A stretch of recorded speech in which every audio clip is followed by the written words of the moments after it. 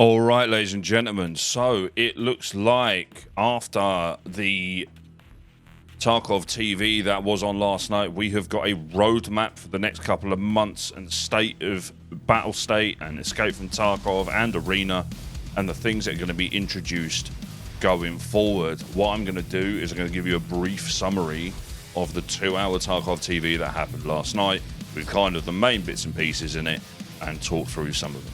So your roadmap, June 2024, you're going to be having the arena and EFT integration. So they're going to synchronize player XP across both games, again with skills and mastering. There's also going to be the arena ref, which is a new trader. He is going to introduce loot boxes that are going to be transferable from arena into main game Tarkov through crafting in your hideout. He is also going to buy items using GP coins, and you are going to be able to earn a new in-game currency in arena by completing various tasks to then buy those loot boxes.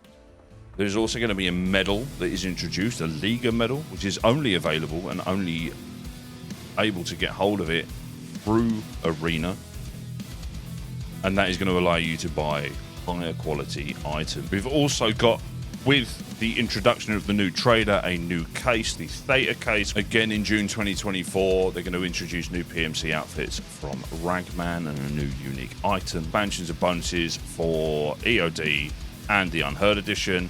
PvE matching improvements are going to be introduced as well. Those PvE matching improvements are going to include the ability for people to play PvE mode on their computer as a solo, which is obviously going to reduce a significant amount of downtime, waiting time for queues, as it's not going to require them to play on the servers. Expansions and bonuses for EOD and the Unheard Edition are going to be introduced. There's going to be an armor system adjustment, AI improvements for PvE, and balancing changes.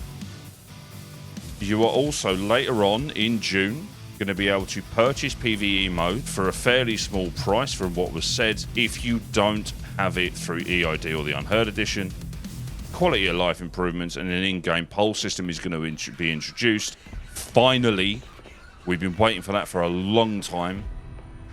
There's going to be an arena patch in July 2024 with a new map, a new game mode and an asymmetrical gameplay, which is going to be essentially an attack and defend mode. And more quality of life improvements are going to be introduced. In August 2024, we are going to have a wipe with new content, quality of life improvements, technical improvements, new weapons, hideout expansion, audio optimization, FPS optimization on all locations. And then later on in August, there is going to be an arena patch with customization and a preset system rework. Going a little bit deeper into what was talked about on Tarkov TV. Early August is going to be the wipe, and that is going to be patch 0.15. New zones are going to be added to the hideout. One of them is going to be a cultist style situation, which is potentially going to offer different quests that you're going to be working with the cultists or something like that. The other is a wardrobe where players can store gear on mannequins similar to the existing weapon rack system. They are introducing new weapons, including the Uzi submachine gun, the mini Uzi, the M60 machine gun, the Deagle, and the SR3M. Really looking forward to playing about with those. Bipods and stability are going to be introduced. So the usable bipods are going to allow for increased weapon stability. Players are also going to be able to brace their weapons against walls for additional stability. Traps and landmines are going to be introduced, creating challenges and also hilarious times if you are the one tripwiring your mate's corpse once they've died and the bloke runs over to loot you and then explodes. Being on the opposite end of that, I'm not sure how fun it's going to be. There's going to be another armor system overhaul. It's going to be a simplified system. The armor system is going to be easier to understand the functionality of each piece of armor and plate. Improved protection.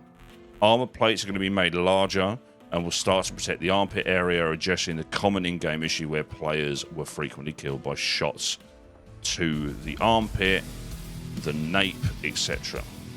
PvE mode enhancements.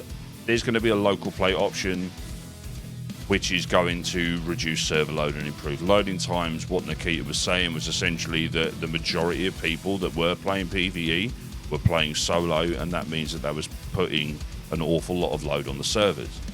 And as said earlier, you're going to be able to buy PvE mode for a small additional cost if you don't have either the Unheard Edition or Edge of Darkness. Future content and integration, it looks like Terminal is going to be released when the game reaches full 1.0, and Arena integration, so there's going to be a new feature allowing players to transfer gear, share stats between the main Escape from Tarkov game and the Arena mode, enhancing the connectivity between the two game modes.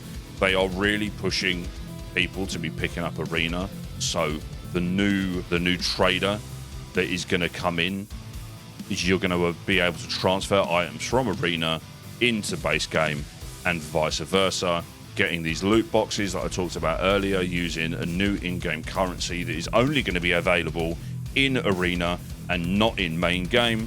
And Ref is also going to be purchasing items using GP coins, which is going to be nice. It's going to be nice for GP coins to actually have more of a use within the game. There is also going to be the introduction of PMC Karma. I'm really interested to see how that plays out. And there is also going to be a new boss introduced at some point in the wipe, which is going to hunt down PMCs that have got poor PMC Karma. There's currently a new event on right now from Jaeger. All bosses are 100% spawn, including the goons, at Resort on Shoreline. The quest is to kill all of them once. All of them are spawning with GP coins. Hold on to those. The quest reward for this quest is brilliant. You get 50,000 XP and you get a sick case with every key that you need for the health resort on Shoreline. So it's well worth picking it up. I've done a couple of scav runs this morning, and Shoreline is a war zone. There are bodies everywhere. Map updates. There is going to be a complete factory rework with the wipe, featuring a newer layout, updated graphics to improve upon the outdated design, and map-to-map travel is going to be introduced. So there's going to be an event challenging players to navigate through maps in specific sequences, which is going to add a new layer of gameplay strategy, and I'm really intrigued to see if this impacts the way that the guide plays out, where you do have to run all of the maps without dying, whether or not you're going to have to stay in those zones and in those maps and transfer to the ones you can transfer to, or something like that. I'm not sure how it's going to play out, but we shall see. So what do you think, ladies and gents, peoples and persons of the internet? We're looking forward to it. What are our thoughts on the introductions of the new guns, these new abilities to kind of brace yourself against walls, etc., etc.? Stick your comments down below. Let me know what you think, and I will catch you on the next one. Peace.